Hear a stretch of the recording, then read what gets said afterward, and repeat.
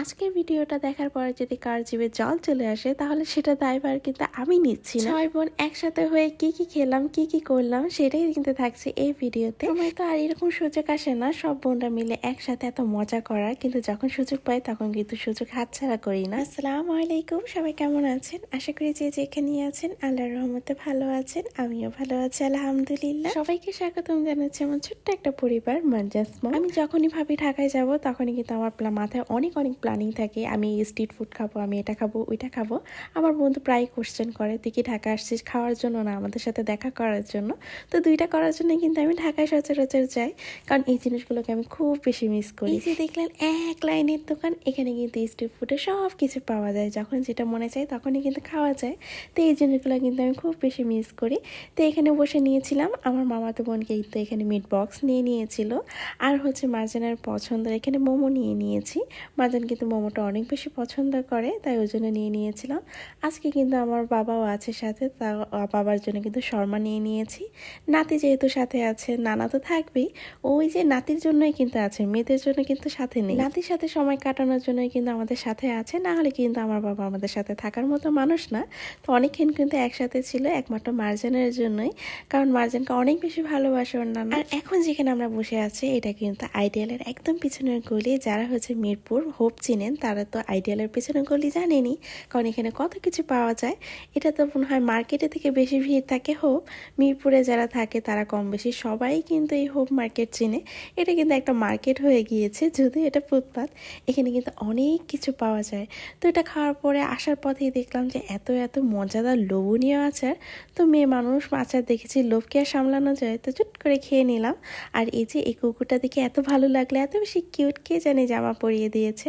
আর এই যে ট্রাফিকের ভূমিকাটা কিন্তু সেই পালন করে নিচ্ছিল। যাওয়ার সময় কিন্তু আমার মেয়ের চোখে পড়ে গেল এই যে হোমমেড এই কেকগুলো। তো মেয়ে তো আমার কেকের পাগল, কিন্তু অনেক ব্যস্ততার কারণে কিন্তু আন্নির হাতে সেই মজাদার কেকগুলো খাওয়া হয়নি। তো এটা কিন্তু খেয়ে নিচ্ছে। হোপের সামনে কিন্তু বললাম না সব কিছু পাওয়া যায়, তো এখানে কিন্তু এই টুকটাক কসমেটিকও পাওয়া যায়।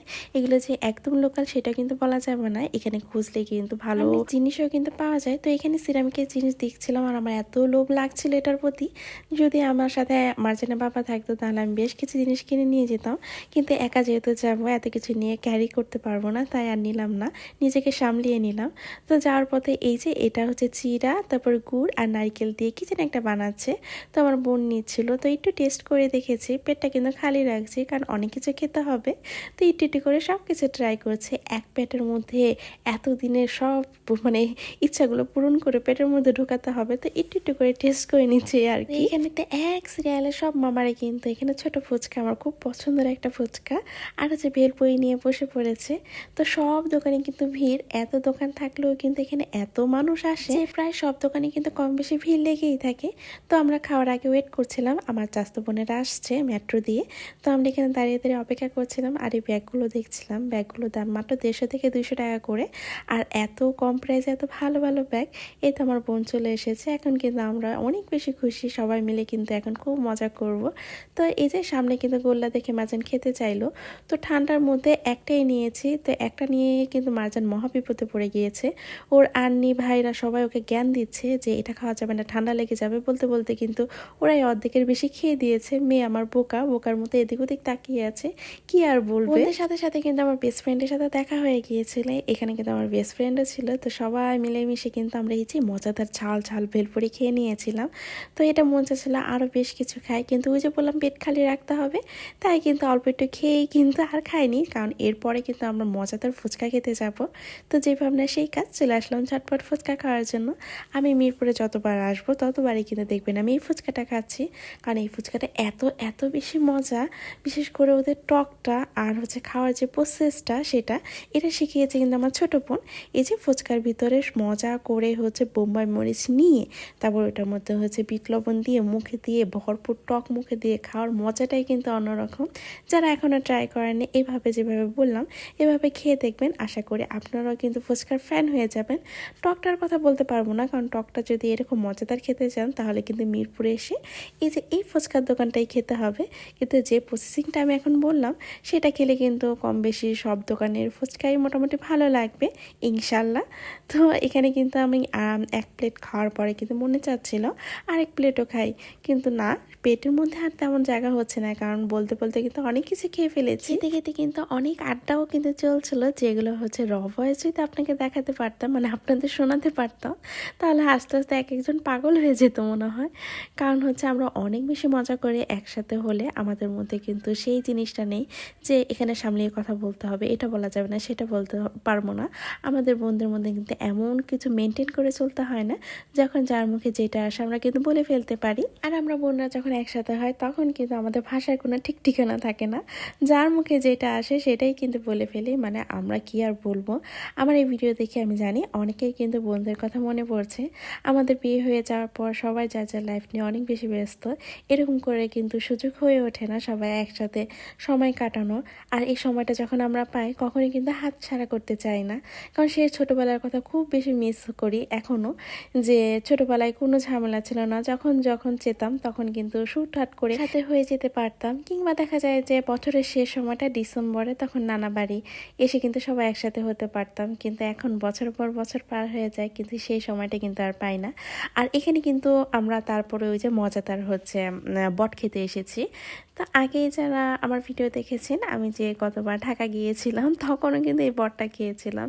এই বটটা এত বেশি মজার, মানে আপনারা সবাই বললো সব কিছু এত মজা বলছে কেন কেন বলছি, কারণ হচ্ছে যেগুলো মজার, যেগুলো আমি খুব বেশি মিস করি, সেগুলোই কিন্তু আমি গিয়ে ঢাকায় বরাবরই খেতে চাই। তো সবাই মিলে কিন্তু এই যে মজা করে খাচ্ছিলাম, সবাই কিন্তু এক একজনের প্লেট থেকে নিয়ে তারপরে খাওয়া স্টার্ট করে দিতে চেয়েছিল। এটা হচ্ছে এক ধরনের মজা, কারণ সবার প্লেটে তো সব কিছু আছে, তারপরে একজনের থেকে আরেকজন নিয়ে খাওয়ার মজাটাই কিন্তু অন্যরকম। কথা বলতে বলতে তো ভিডিওর একদম মাঝখানে চলে আসলাম, কিন্তু সেই কথাটা তো বলাই হলো না।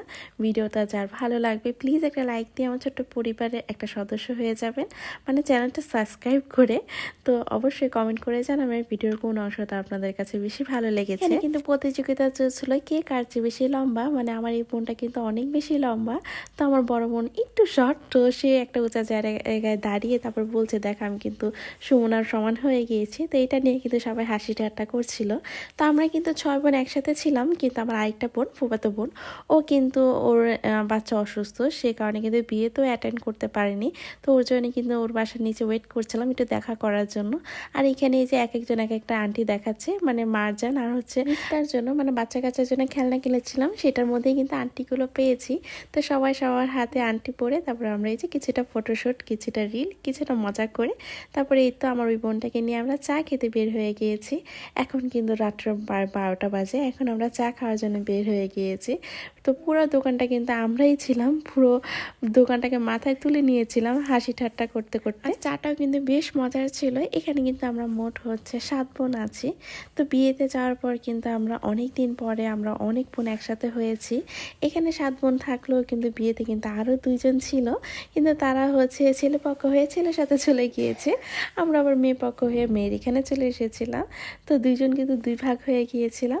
তো এখানে কিন্তু এক পর্যায়ে হাসতে হাসতে কিন্তু এক একজনের চা পড়ে গিয়েছে। তো বললাম এখান থেকে তাড়াতাড়ি পালানো দরকার, না দোকানদার কিন্তু আমাদের বের করে দেবে। যাই হোক একটু মজা করলাম, তারপরে এই তো বের হয়ে আমরা কিন্তু সবার থেকে বিদায় নিয়ে, মানে হচ্ছে আমার ফুফাতো বোনের থেকে বিদায় নিয়ে এই তো আমার ছোটো বোনের বাসায় কিন্তু একসাথে আমরা সারা রাত কাটিয়েছি। এখানে আমরা এত মজা করেছিলাম, সারা রাত্রে কিন্তু আমরা 8টা গল্পের মধ্যেই কাটিয়ে দিয়েছিলাম, সকাল ভোর 6টার দিকে কিন্তু ঘুমিয়েছি। তো এখানে কিন্তু আমার বড় বোন রুটি বানাচ্ছিল, আমার ছোটো বোন কিন্তু এখানে গরু গোস্ত ভোনা করছিল। আর এই যে আমার বোনটা কিন্তু খুব সুন্দর করে কিন্তু ঘরটা ডেকোরেশন করেছে। সাথে কিন্তু রাত্রে অনেক আড্ডার পরে আমরা কিন্তু আমাদের আগে যে পছন্দের গানগুলো সেগুলো ছেড়ে কিন্তু আমাদের যে ছোট ছোট স্মৃতি সেগুলো মনে করছিলাম, আর অনেক অনেক গল্প করেছিলাম। জানি না আবার আল্লাহ কবে এভাবে একসাথে করবে, আল্লাহ ভালো জানে। তো এই সময়টাকে খুব বেশি উপভোগ করেছি। এখন যখন ভিডিও করছি এখন কিন্তু সেই সময়টাকে খুব বেশি মিস করছি। একদিনে কিন্তু অনেক কিছু করেছি, সব কিছু করতে চেয়েছি, আলহামদুলিল্লাহ। এবার বিয়েতে এসেছিলাম, যেভাবে প্ল্যানিং করেছিলাম এর থেকে বেশি কিন্তু মজা হয়েছে। কথা বলতে হুট করে বলেছিলাম যে গরু গোস্ত থেকে আমার কাছে কেন জানি আলু ভাজিটা দিয়ে বেশি ভালো লাগে রুটি পরোটা। তো এটা বলার সাথে সাথে কিন্তু আমার বোন আর ছোট বোন, মানে 2 জন, বড় বোন ছোট বোন 2 জন মিলে কিন্তু ছটপট করে তাড়াতাড়ি করে কিন্তু আলু ভাজিটাও করে নিয়েছিল। এই যে রাত্রে 3:30 দিয়ে কিন্তু আমরা এটা খাচ্ছিলাম, কারণ আমাদের পেট একদম ভরা ছিল। আজকের ভিডিওটা এই পর্যন্তই, এখান থেকে বিদায় নিচ্ছি। কোনো অংশ ভালো লাগলে অবশ্যই কিন্তু কমেন্ট করে জানাবেন, আর আমার চ্যানেলটার পাশে থাকবেন। ধন্যবাদ। আসসালামু আলাইকুম, আল্লাহ হাফেজ।